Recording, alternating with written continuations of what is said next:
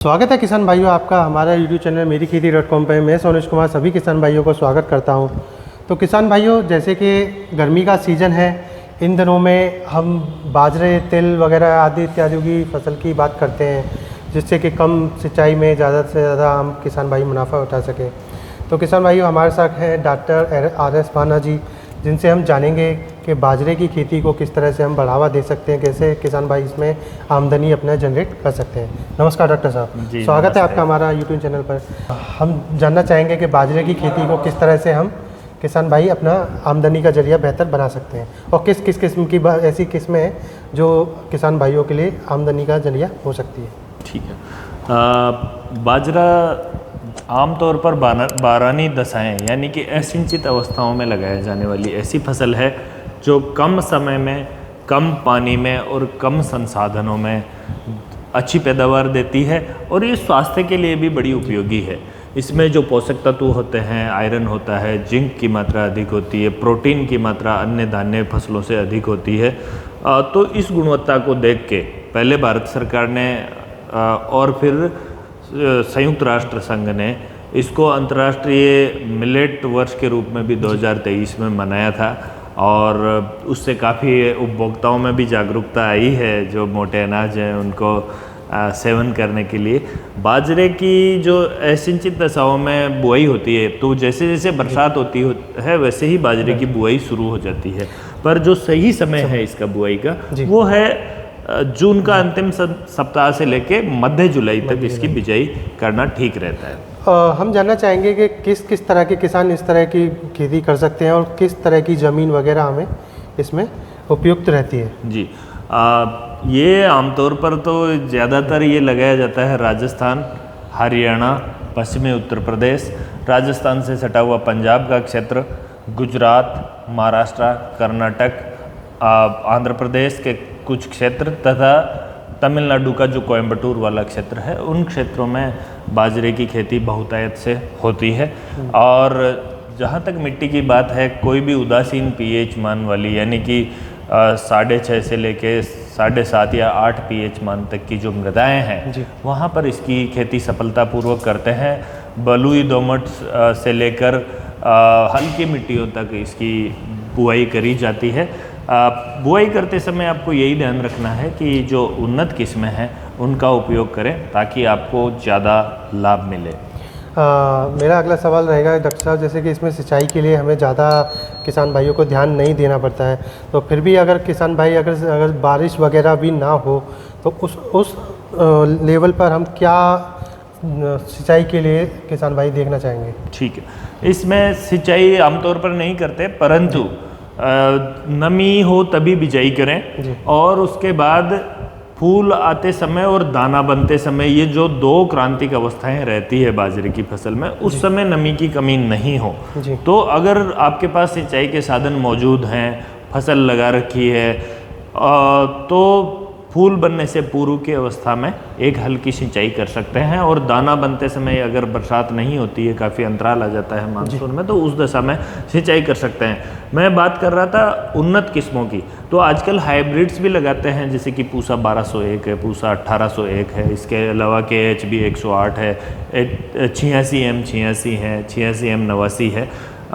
इस तरह के जो हाइब्रिड्स है, MPMH 17 है, MPMH 21 है, ये राजस्थान के जो पश्चिमी क्षेत्र हैं उनके लिए अच्छी किस्में हैं। HHB 67 एक पहले इम्प्रूव्ड किस्म, HHB 67 एक किस्म बहुत ही प्रसिद्ध थी हरियाणा कृषि विश्वविद्यालय से, उसकी एक HHB 67 इम्प्रूव्ड किस्म बनाई दी बाद में, वो भी बहुत अच्छी कर रही है। तो ये बहुत सारी ऐसी किस्में हैं जिनको आप लगा सकते हैं। इसके अलावा कंपोजिट्स हैं जो हाइब्रिड नहीं लगाते, संकर नहीं लगाते, उनके लिए पूसा 443 है। तो ये किस्में भी लगा सकते हैं। कई बार क्या होता है, द्विप्रयोजनीय किस्में भी होती है जिसमें चारे के लिए भी और दाने के लिए भी यूज़ करते हैं। तो वो जैसे कि AVKB 2 है, AVKB 19 है, ये क्या कर सकते हैं कि इनकी एक कटाई लेने के बाद दोबारा जो पुनः वृद्धि होती है उससे दाने की भी उपज मिल जाती है। तो इस तरह से यदि सही किस्म का आप उपयोग करते हैं तो आपके बाजरे का उत्पादन भी अधिक होता है, चारा भी अच्छा होता है, और गुणवत्तापूर्ण उत्पादन मिलता है। अच्छा, अगला सवाल ये रहेगा, बाजरे की खेत में रोग वगैरह आने के क्या क्या होते हैं, किस तरह के रोग आते हैं, उनसे हम किसान भाई किस तरह से बचाव कर सकते हैं? आमतौर पर जो भी नई किस्में हैं हमारी, वो रोग रोधी होती है, तभी उनको रिलीज किया जाता है। तो रोगों का प्रकोप, नई किस्मों का उपयोग करें, रोगों का प्रकोप कम होता है। और यदि थोड़ा बहुत हो भी तो उसका एक उपाय है, बीजोपचार करके ही बिजाई करें। उससे ये फायदा होता है कि कम मात्रा में, बहुत कम मात्रा में रसायनों का उपयोग करके आप फसल को कीट और रोग मुक्त रख सकते हैं। बीज उपचार का किसी भी फसल का तरीका ये होता है, सबसे पहले कवकनाशी, फिर उसके बाद कीटनाशी, और उसके पश्चात जो जैव उर्वरक होते हैं, जैसे कि राइजोबियम होता है दलहनी फसलों में, या एजोस्पिरिलम होता है धान्य फसलों में, या जो फास्फोरस के लिए आजकल फास्फोरस का टीका होता है, पोटेशियम का टीका होता है, सूक्ष्म पोषक तत्वों के टीके भी तरल रूप में जैविक उर्वरक आ रहे हैं, उनसे उपचारित करें। तो इससे क्या होगा कि फसलों में रोगों का और कीटों का प्रकोप कम होगा, फसल रोग मुक्त रहेगी। आमतौर पर जो डाउनी मिल्ड्यू, मृदु रोमेलासिता रोग होता है, या अर्गट होता है, जो इसमें दाना बनते समय गोंद जैसा लसलसा पदार्थ जो सिट्टा होता है बाजरे का, उसमें लगता है। तो उसका जो अर्गट रोग की रोकथाम का भी यही तरीका है, बिजाई से पहले बीज को यदि पानी की एक बाल्टी में नमक का घोल बनाकर बीज को डालते हैं, तो जो भारी बीज होता है वो नीचे डूब जाता है, और जो खराब बीज होता है, अर्गटग्रस्त रोगग्रस्त जो बीज होता है, वो तैर कर ऊपर आ जाता है। तो वो जो ऊपर तैर कर बीज आ जाए उसको बाहर निकाल दें, और जो नमक के पानी में डूब गया है बीज, उसको बाहर निकाल के धोकर अच्छे से धो लें ताकि नमक उतर जाए, और सुखाने के बाद बिजाई कर दें। तो इस तरह से ना बहुत कम रसायनों का उपयोग या बिना रसायनों का उपयोग किए आप फसल को कीट और रोग मुक्त रख सकते हैं। दूसरा तरीका बिना रसायनों के फसल को कीट और रोग मुक्त रखने का ये है कि आप फसल चक्रों को अपनाएं। जिन क्षेत्रों में इस बार बाजरा लगाया है उनमें अगली बार मूंग लगाएं, और उसके पश्चात जो दूसरी फसल है, मूंगफली की फसल होती है, या कोई तिलहनी फसल तिल की तरह, या वो लगा सकते हैं। तो एक फसल चक्र अपना के और 2 से 3 साल का फसल चक्र अपनाते हैं तो भी फसलों में रोगों और कीटों से फसल को काफ़ी हद तक मुक्त रख सकते हैं। लास्ट में ये रहेगा, हमारा जब कटाई का समय आता है तो उसको बाल को किस तरह से किसान भाई पता पड़ता है कि पक चुकी है, उसको कटाई का समय आ गया। दूसरा, उसको कटाई करने के बाद निकालने का प्रोसेस किस तरह से बेहतर रहता है, जिससे कि एक एक दाना क्लियर किसान भाई के पास पहुंच सके। और उसके लिए लास्ट में मार्केटिंग का रहता है हमारा, तो सेल्स के लिए मतलब क्या किसान भाई अपना या तो स्टोर करके रख सकें, जब मार्केट हो तो उस टाइम सेल करें, या फिर किस तरह से किसान भाई मुनाफा ले सकते हैं? आपने जो कटाई की जहाँ तक बात करी, कटाई जैसे ही फसल पके तुरंत कटाई कर लेनी चाहिए, क्योंकि बाजरे में अमूमन देखा जाता है कि चिड़ियाएँ और बहुत सारे जो पक्षी होते हैं वो भी काफ़ी नुकसान करते हैं। तो बाजरे के दाने को, जो सिट्टे में दाना होता है, उसको देखें, दांत के नीचे दबाएं, यदि हल्की सी कट की आवाज़ आती है तो समझ लो कि बाजरे की फसल पक चुकी है। यदि वो दुधिया रहता है तो उस दशा में उसको कुछ दिन और पकने दें, और निरंतर निगरानी रखें, और सिट्टों को काटने के बाद थोड़े ऊंचे स्थान पर रखें कि किसी वजह से, जैसे कि बारिश आ जाए या इस तरह की कुछ नमी हो जाए तो उससे बचाया जा सके।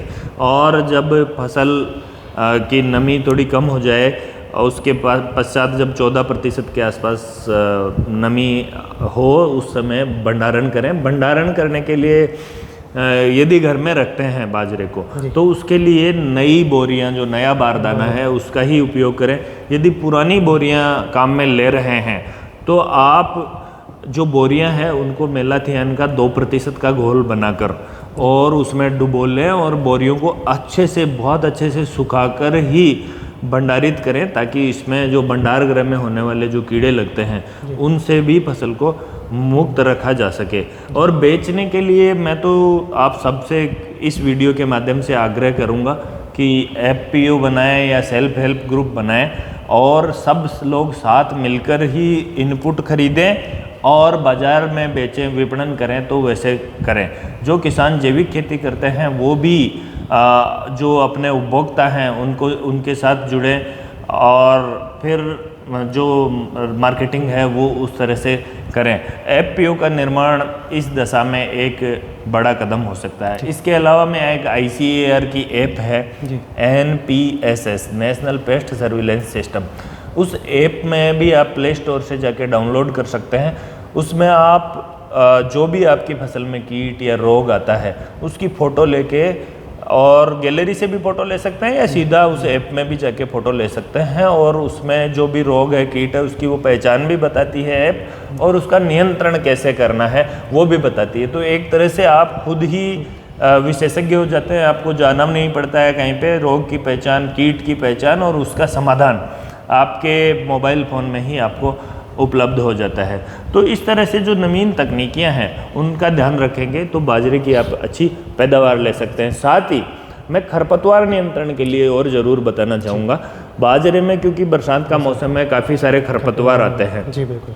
तो खरपतवारों के लिए हाथ से निराई गुड़ाई करें। उससे क्या होता है, खरपतवार तो नियंत्रित होते ही है, मृदा की ऊपरी परत टूट जाने से मृदा में नमी संरक्षण होता है, और साथ ही जो पौधों का जड़ तंत्र है वहाँ पर वायु संचार बढ़ जाता है। जड़ों में वायु संचार बढ़ने से जड़ें अधिक गहराई तक जाती है, ज़्यादा गहराई से नमी और पोषक तत्वों का अवशोषण करके और फसल को ज़्यादा हष्ट पुष्ट बनाती है, ज़्यादा वृद्धि करती है और उत्पादन भी बढ़ाती है।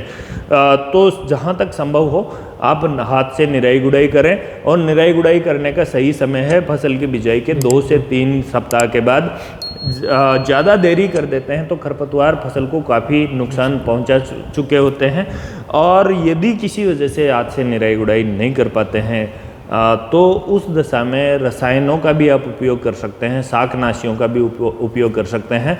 शाकनाशियों में एट्राजिन तो बिजाई के बाद तुरंत ही स्प्रे कर दें तो ज़्यादा वो प्रभावशाली रहता है। जैसे ही बिजाई करें आधा किलो सक्रिय तत्व एट्राजिन 2 से 3 दिन के अंदर अंदर अंकुरण से पूर्व ही यदि छिड़क देते हैं तो खरपतवारों का जमाव ही बहुत कम होता है। और फिर एक बार जब फसल 15-20 दिन की हो जाती है तो वो उसकी वृद्धि इतनी बढ़िया होना शुरू हो जाती है कि वो खरपतवारों से काबू नहीं आती है। और यदि बाद में भी आपको शाकनाशी डालना है तो जब फसल 20 दिन के आसपास की अवस्था की हो जाए तो एक टेम्बोट्रियोन नाम का शाकनाशी है। टेम्बोट्रियोन 100 ml सक्रिय तत्व प्रति हेक्टेयर 400 लीटर पानी में मिलाकर अगर आप छिड़काव करते हैं तो भी ये बाजरे की फसल में खरपतवारों को नियंत्रित कर लेती है। तो इस तरह से यदि आप थोड़ा खरपतवार नियंत्रण में भी ध्यान रखें तो निश्चित रूप से आप बाजरे की फसल का अच्छा उत्पादन ले सकते हैं। तो किसान भाइयों, ये थी हमारी बाजरे को खेती को लेकर किस तरह से डॉक्टर साहब ने आपको संक्षेप में पूरा डिटेल्स में बताया किस तरह से अपनी बाजरे की खेती को अच्छा तरह बना सकते हैं। तो किसान भाइयों, इसी तरह की वीडियो देखने के लिए आप मेरीखेती.com के साथ बने रहें। इस वीडियो को ज़्यादा से ज़्यादा लाइक करें, चैनल को सब्सक्राइब करना ना भूलें। धन्यवाद किसान भाई।